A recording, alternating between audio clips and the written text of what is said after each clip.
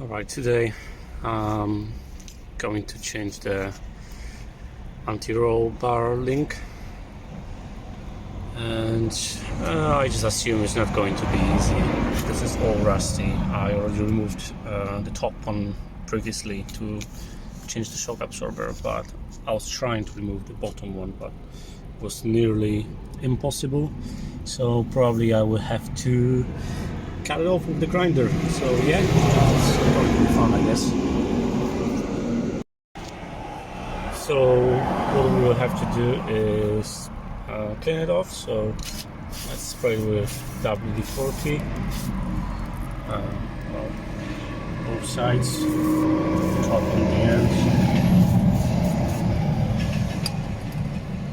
and it's the wire brush just to clean all the dirt of it. Well, now when it's look nice and clean, I would say. We're gonna need a Allen key and key number 18. So the Allen key is going inside, and you use a leverage to take it off. And so that's how roughly the setup should look like. Right now, when we got the top nut taken off, so we need to lift it up a little bit with the jack, and then we can easily remove it out of the shock absorber. So now when it's all lifted, you can just literally push it out, and here we go. Top off. Now the time for the bottom. I'm pretty sure it's gonna be hard. Yeah, as I said, there is no way to just unscrew this one. It just seems like it's welded all together, so I just decided to remove the anti-roll bar, and I'm gonna try to cut this little nipple off, and then I should be able just to remove it.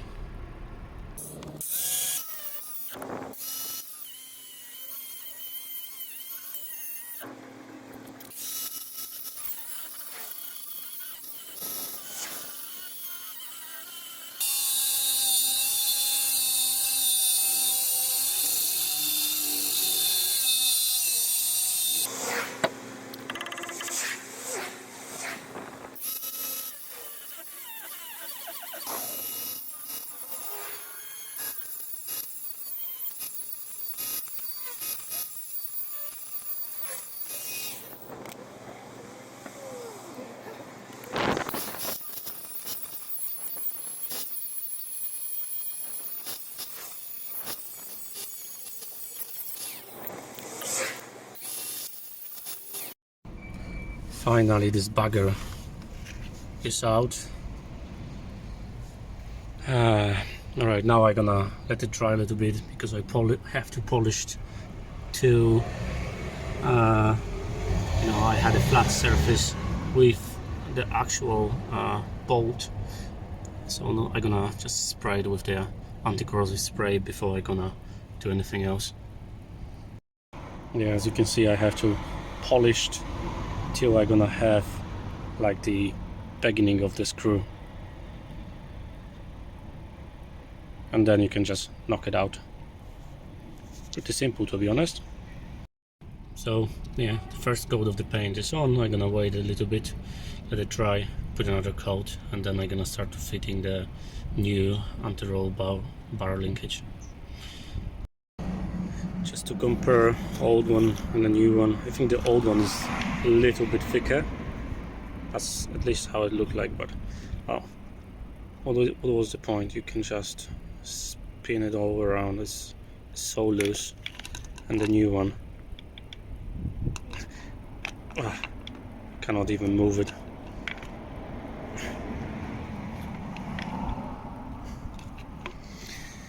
So yeah, we'll see how it's gonna work.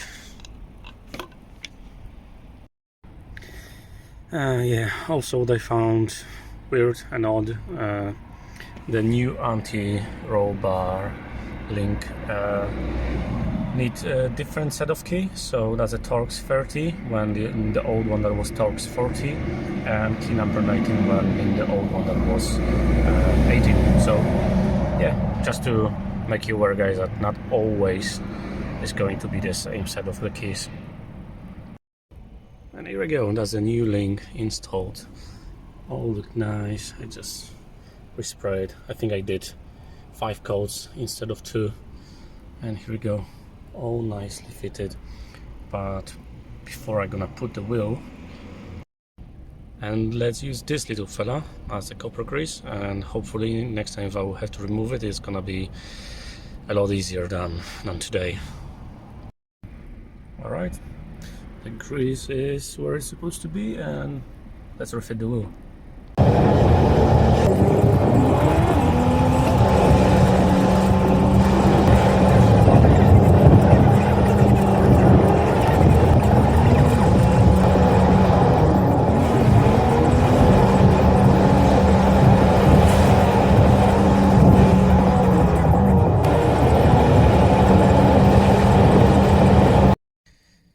So that's all, guys. Well, that's how you can replace, well, stubborn anti-roll bar link, which one, you know, it was just impossible for me with basic hand tools to just take it off.